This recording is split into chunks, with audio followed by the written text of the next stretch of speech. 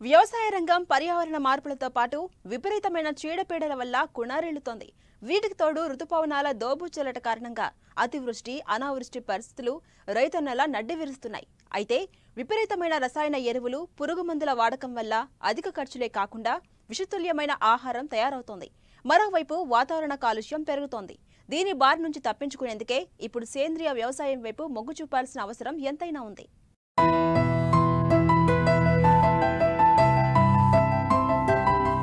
సేంద్రియ వ్యవసాయం మనం అన్వేషించాల్సిన, పరిశోధించాల్సిన కొత్త పద్ధతేమీ కాదు. మన దేశంలో పూర్వీకులు వందల సంవత్సరాల నుండి 60 ఏళ్ల క్రిందటి వరకు ఆచరిస్తూ వచ్చింది. మనకు స్వాతంత్ర్యం వచ్చిన నాటికి ఆకలి చావులు ఎక్కువయ్యాయి. ఆహార ధాన్యాల కోసం ఇతర దేశాలను ఆశ్రయించాల్సి వచ్చింది. హరిత విప్లవం తేవాలనుకున్నాం.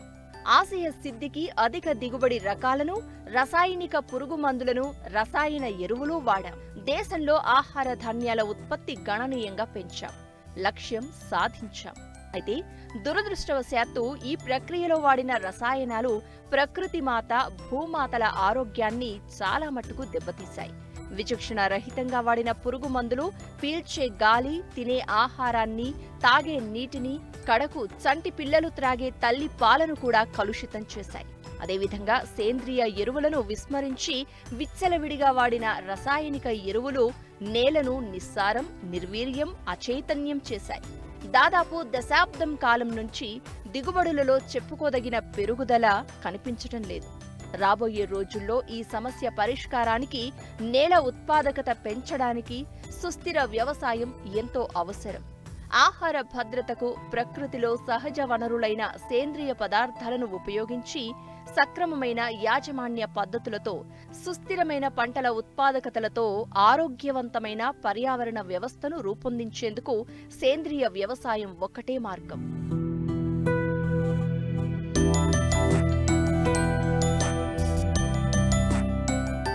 గతంలో లాభాల కోసం రసాయనాల వెంటపడ్డారు రైతులు.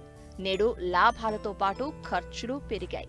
అంతేకాకుండా దిగుబడులు తగ్గాయి. ఈ నేపథ్యంలో ఇటు ఖర్చులు తగ్గించుకునేందుకు, ఆరోగ్య భద్రత కోసం సేంద్రియ వ్యవసాయం వైపు మళ్లారు.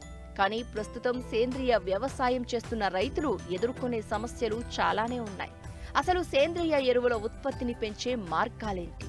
వాటి ఉత్పత్తికి ఎలాంటి ప్రోత్సాహకాలు ఇవ్వాలి? సేంద్రియ ఉత్పత్తులకు మార్కెట్ సౌకర్యం ఏ విధంగా మెరుగుపరుచుకోవాలి? దీనిపై నియంత్రణ ఏ విధంగా ఉండాలనే అంశాలతో పాటు అందుబాటులో ఉన్న వనరులతో సేంద్రియ ఎరువులు ఏ విధంగా తయారు చేసుకోవచ్చనే అవగాహన అధికారులు కల్పించాల్సిన బాధ్యత ఎంతైనా ఉంది. మరోవైపు సేంద్రియ వ్యవసాయం చేసే భూమిని సర్టిఫికేషన్ ఎవరు చేస్తారు? చేస్తే ఈ సంస్థలు ఎక్కడున్నాయి? ఉంటే రైతుల సమస్యలు నివృత్తి చేయాల్సిందే. ఇన్ని సమస్యలుండి దిగుబడి తక్కువగా ఉన్నా రైతులు మాత్రం సేంద్రియ వ్యవసాయం వైపే మొగ్గు చూపుతున్నారు. ప్రకృతి వ్యవసాయంలో రైతుకు ఒక దేశవాళీ ఉండాలి. ఉంటే ఒక 4 నుంచి 5 ఎకరాలు చేసుకోవచ్చు. ఈరోజు ఈ కెమికల్ వల్ల రైతులకు పెట్టుబడులు బాగా పెరిగిపోతున్నాయి కాబట్టి ఈ ప్రకృతి వ్యవసాయం చేసుకునేందుకు అనుకూలంగా ఉంటుంది. ఇది టెక్నాలజీ అందుబాటులో లేదు. ఈ అందుబాటులో ఉండాలంటే రాష్ట్ర ప్రభుత్వం ఒక పైలట్ ప్రాజెక్టు చేపట్టి రైతులకు ఈ టెక్నాలజీ అందుబాటులోకి తెచ్చేది ఉంటే రైతులు, చిన్నకారు రైతులు వాళ్ళ పొలంలో వాళ్ళు చేసుకోగలుగుతారు. రైతుకు ఎరువులు, పురుగు మందులు ఇవి ఆదా అయితే మన గ్రామంలోనే దొరికే చెట్లతోని కషాయాలు తయారు చేసుకొని నీమాస్త్రం, బ్రహ్మాస్త్రం, అగ్నేస్త్రం, పశుపని కషాయం ఇలాంటివి చేసుకొని రైతు స్ప్రే చేసుకోవడం వలన పురుగు మందుల వాడకం రైతుకు కొని తేయవలసిన అవసరం ఉండదు. కొన్ని వ్యవసాయ పరిశోధన కేంద్రాలలో ఇవి పెట్టి రైతులకు విస్తృతంగా శిక్షణ ఇచ్చి చేసేది ఉంటే రైతులు ముందుకొచ్చి చేసుకోగలుగుతారు. ఘనజీవామృతం, ద్రవజీవామృతం ఇవి తయారు చేసుకునేందుకు ఇది ఎట్లా చేసుకోవాలి, ఏంటిది, ఎంత మోతాదులో మన భూములకి ఇవ్వాలి అనేది ఇది రైతులకు పూర్తిగా అవగాహన లేదు. కొంతమంది రైతులు చేస్తారు కానీ వాళ్ళకు సమస్యలు వస్తే చెప్పేవాళ్ళు లేక మళ్ళీ కొందరు మానేస్తారు. అక్కడక్కడ రైతులు సక్సెస్ అవుతారు. ఆ సక్సెస్ అయిన రైతుల అనుభవాలను తీసుకొని ప్రభుత్వం ఈ శిక్షణ కేంద్రాలు ఏర్పాటు చేసి ఇచ్చేది ఉంటే రైతులకు ఉపయోగపడుతుంది. ప్రకృతిలో సహజ వనరులను ఉపయోగించి పర్యావరణాన్ని కాపాడుకుంటూ చేసే వ్యవసాయమే సేంద్రియ వ్యవసాయం. పంట మార్పిడి, విత్తన ఎంపిక, నీటి నిర్వహణ, దుక్కి దున్నడం, అంతర సేద్యం కూడా ఇందులో భాగమే. పశువుల ఎరువులు, కోళ్లు, గొర్రెలు, పందులతో పాటు వర్మీ కంపోస్ట్, పచ్చిరొట్ట ఎరువులు, పిండి, చెరకు మడ్డి లాంటి జీవన ఎరువులు భూసారాన్ని పెంచేందుకు ఉపయోగించాలి. సేంద్రియ వ్యవసాయంలో వేప, వావిలి, కానుగ, సీతాఫలం వంటి జీవ రసాయనాలతో సస్యరక్షణ చేపడితే మంచి దిగుబడే కాకుండా ఆరోగ్యమైన ఆహారాన్ని పొందవచ్చు.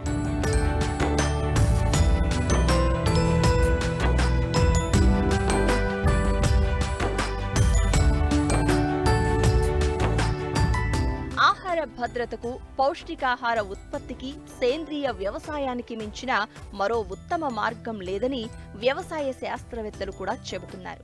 ఈ విధానంలో పంటలకు నష్టం వాటిల్లజేసే క్రిమి కీటకాలు, వాటి శత్రువులు, సేంద్రియ వ్యవసాయ విధానం, ఈ మూడింటి మధ్య కొనసాగే సమతుల్యం కారణంగా ఏ జీవి తన జనాభాను విపరీతంగా వృద్ధి చేసుకునే పరిస్థితి ఉండదని వారంటున్నారు.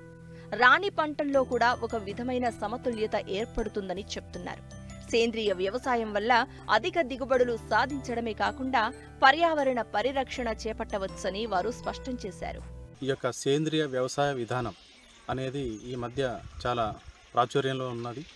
ఇందులో మనం చూసుకున్నప్పుడు రైతు సోదరులకి చెప్పేది ఏంటంటే, సేంద్రియ వ్యవసాయం ద్వారా చాలా మంచి గుణాలు ఉన్నట్టుగా ప్రకృతి సమతుల్యం కూడా మనం కాపాడుకోవచ్చు అనేది తెలుస్తున్నది. సో ఇందులో ముఖ్యంగా ఏంటంటే, మనకి ఈ యొక్క భూమిలో కార్బన్ శాతం కూడా చాలా తగ్గిపోతూ ఉన్నది. సో భూమిలో ఉండేటటువంటి మంచి జీవకాలైనటువంటి ఈ యొక్క వానపాములు అయితేంది, అదేవిధంగా మంచి శిలీంధ్రాలు, మంచి బ్యాక్టీరియా, అదేవిధంగా మిగతాటువంటి జీవకాలు అన్నీ కూడా మనకి ఈ భూమిలో ఉంటాయి. కాబట్టి మనం ఈ సూటి ఎరువులు అయితేంది, వేరే కాంప్లెక్స్ ఎరువులు, మిగతా రసాయనాలు ఈ భూమిలో చేరటం వల్ల వాటి యొక్క జీవం కూడా మొత్తం నశించిపోవడం ద్వారా ఈ యొక్క పంట పొలాలు అనేవి కూడా మనకి ఆరోగ్యకరంగా రాకపోవడం ముఖ్యంగా మనం గమనిస్తూ ఉన్నాం. సో ఈ విషయంలో మనం చూసుకున్నప్పుడు మంచి పేడ ఎరువు, మాగిన పేడ ఎరువు అయితేంది, అదేవిధంగా వర్మి కంపోస్ట్ లాంటివి, అదేవిధంగా మిగతా చెట్ల నుంచి వచ్చేటువంటి ఈ యొక్క ఆకులు, అదేవిధంగా కొమ్మలు లాంటివి కూడా మనం మురిగించుకొని ఈ యొక్క భూమిలో వేసినట్లయితే కార్బన్ శాతం పెరుగుతూ మొక్క యొక్క జీవితం, అటు యొక్క వేరు వ్యవస్థ కూడా మంచి ఆరోగ్యకరంగా ఉంటూ మంచి ఎదుగుదలతో మంచి దిగుబడి రావడానికి కూడా ఆస్కారం ఉంది.